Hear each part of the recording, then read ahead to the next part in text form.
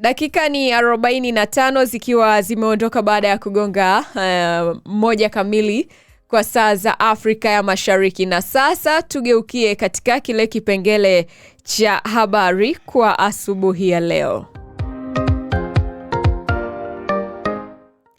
Dar es Salaam. Timu ya soka ya Absa Bank FC imeibuka mabingwa wa mashindano ya soka la Tanzania Bankers Association TBA FUT 2026 baada ya kuifunga Mwanga Hakika Bank FC bao 1-0 katika mchezo wa fainali uliochezwa Agosti 7 mwaka 2026 kwenye viwanja vya kihistoria vya Dar es Salaam Gymkhana. Fainali hiyo iliyokuwa ikisubiriwa kwa hamu iliwakutanisha timu hizo mbili kutoka sekta ya benki nchini katika mchezo uliokuwa na ushindani mkubwa na kuvutia mashabiki mbalimbali. Katika mchezo huo, timu zote zilionyesha kiwango kizuri cha soka zikitumia pasi za uhakika, nidhamu ya kiufundi na mashambulizi ya kushtukiza.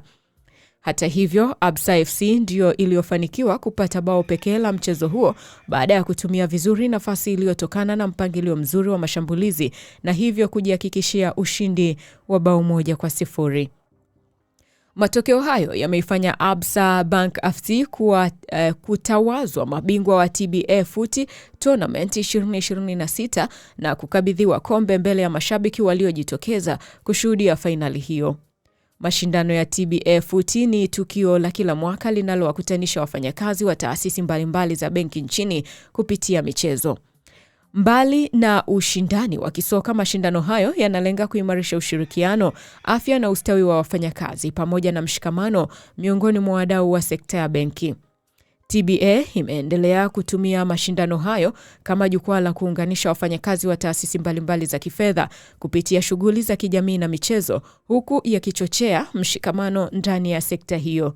Ushindi wa Absa Bank FC umeongeza rekodi nyingine ya mafanikio kwa timu hiyo katika mashindano ya michezo yanayowakutanisha wafanyakazi wa sekta ya benki nchini.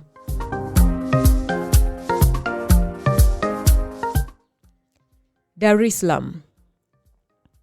Mwekezaji wa Simba Mohamed Dewji maarufu Mo ameweka wazi mpango wa uwekezaji wa takriban shilingi bilioni 30 klabuni hapo, akiahidi kujenga uwanja wa mechi pamoja na viwanja 6 vya mazoezi kwa ajili ya timu ya Simba Queens vijana na kuboresha miundombinu ya klabu. Mo Dewji ametoa kauli hiyo Agosti 8, 2026 kwenye kilele cha Simba Day, akieleza kuwa mpango huo unalenga kuifanya Simba kuwa na miundombinu ya kisasa itakayoisaidia klabu hiyo katika maendeleo ya timu zake na programu za vijana. Mo Dewji amesema uwekezaji huo unalenga pia kuweka misingi imara na programu ya vijana ndani ya Simba, huku akisisitiza umuhimu wa klabu kuwa na mfumo wa kulea vipaji. Mwekezaji huyo amesema tayari amepeleka pendekezo la uwekezaji huo kwenye bodi ya wadhamini ya Simba na sasa anasubiri majibu ili kuanza utekelezaji. Mpango huo ukitekelezwa utakuwa miongoni mwa uwekezaji mkubwa wa miundombinu katika historia ya Simba, ukiwa na lengo la kuipa klabu mazingira bora ya mazoezi, maandalizi ya timu, malezi ya vijana na maendeleo ya soka la wanawake.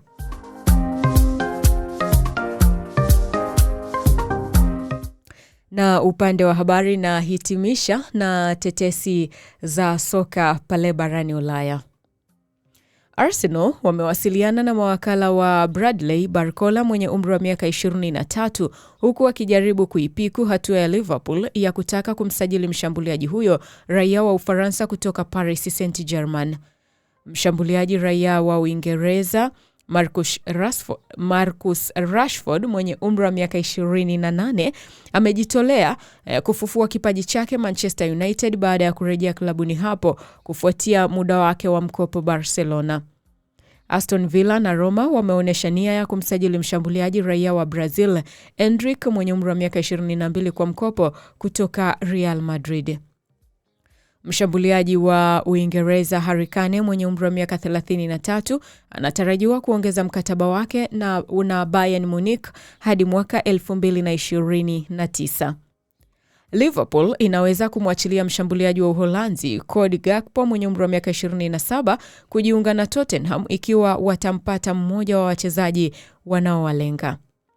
Arsenal na Tottenham walionyesha nia ya kumsajili Ferran Torres wa Barcelona kabla ya mshambuliaji huyo wa Uhispania mwenye umri wa miaka 26 kuingia katika makubaliano na Paris Saint-Germain.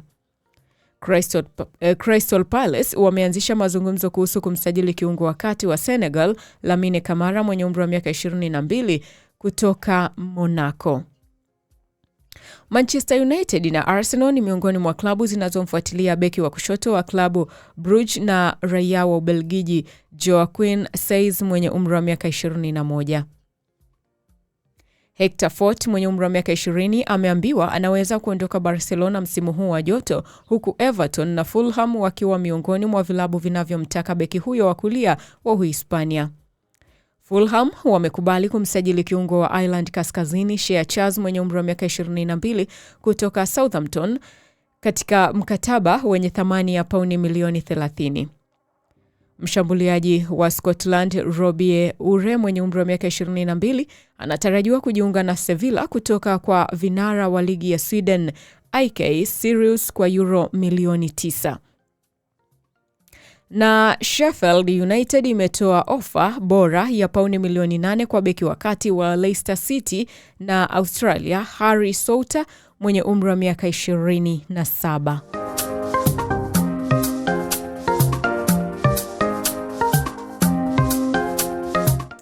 Na hizi ni habari nilizokusogezea kwa asubuhi ya leo.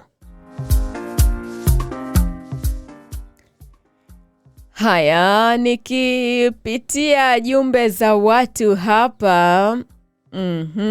Peter anasema hiyo ndio Chura Sports Club mpaka mdaka mishale, kakwepa mishale, manake sio kwa mishale hiyo. Mbeni anasema hicho kicheko.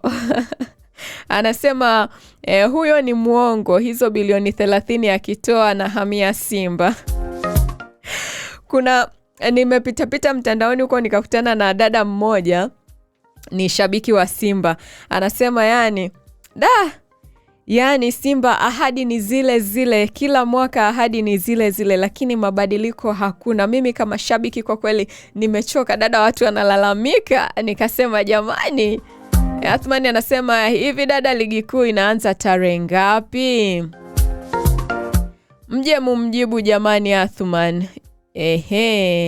Mumjibu Athmani, mumwambie kwamba ligi kuu inaanza tarehe ngapi? Natamani Jumatano ifike jamani, maana muda unaenda. Na tunataka tuone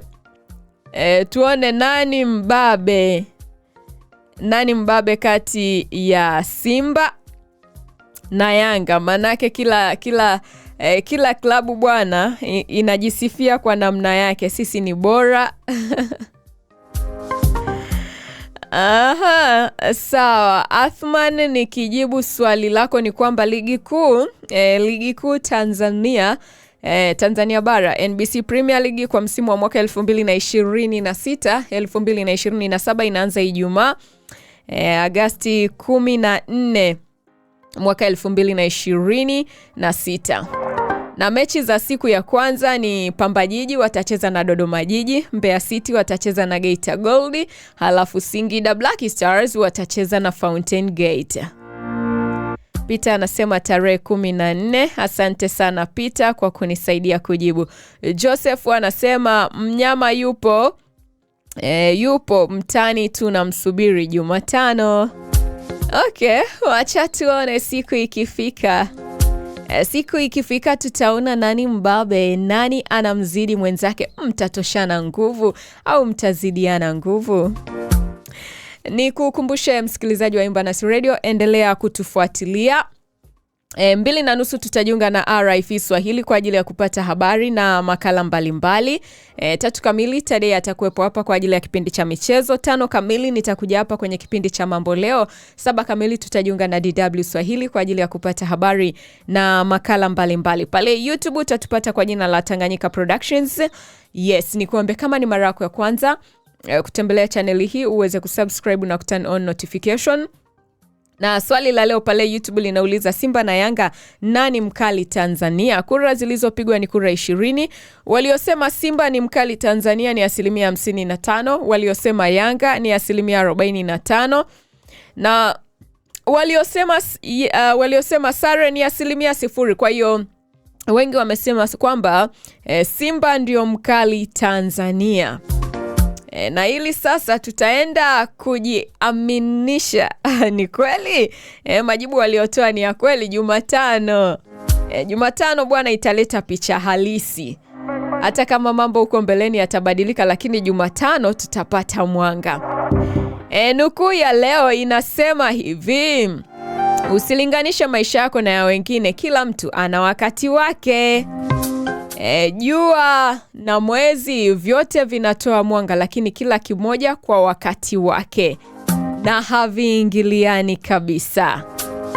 Hata mwezi na nyota vyote vinatoa mwanga, tena wakati mmoja, wakati wa usiku, lakini hakuna kinachomwingilia mwenzake. Kwa hiyo wewe ukiamua kung'ara, ng'ara kwa nafasi yako, usitake kumziba yeyote. Senga anasema Simba mkali. Okay.